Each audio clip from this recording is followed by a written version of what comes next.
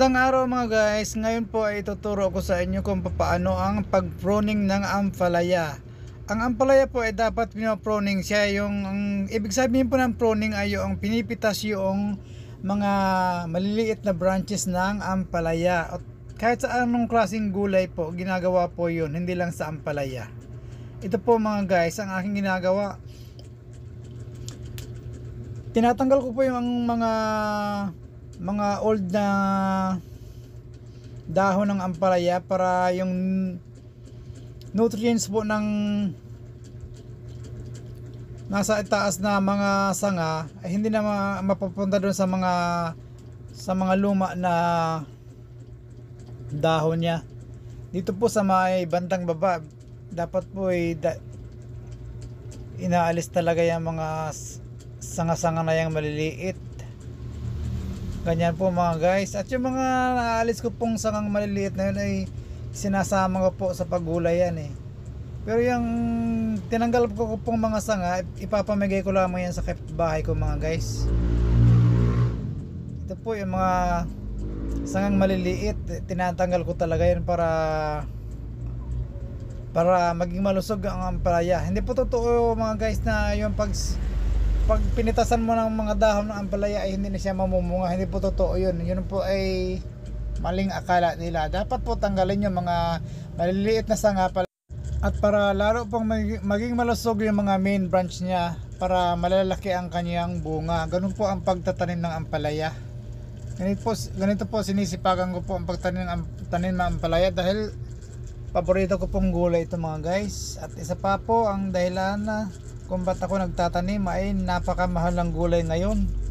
Magkano ang kilo ng ampalaya ngayon sa palengke? 150. So sa ide pwede naman ako magtanim ng ampalaya dito sa aking gilid ng aming tindahan. May bakante po kasing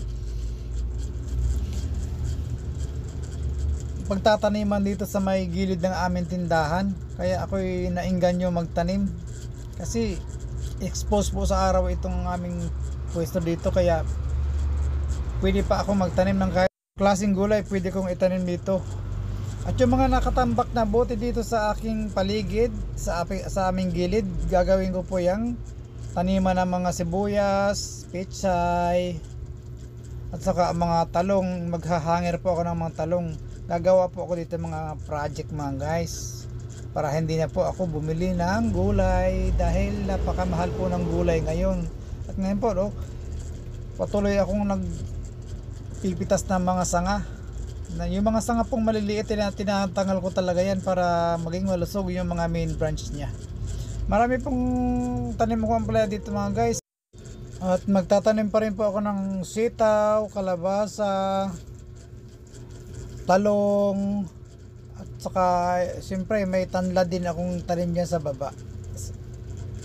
Napakahalaga po ng tanlad sa akin na kasi po yung tanlad ginagawa ko yung lemon, ginagawa ko yan tsa pang tanggal na aking high blood.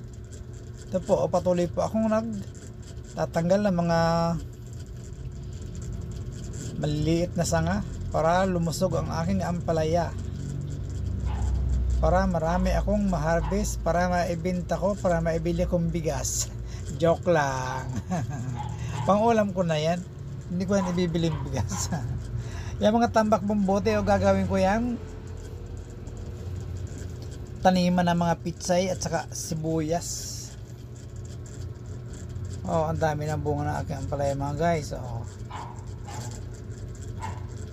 Yehey, makakala ulam na rin ako next week.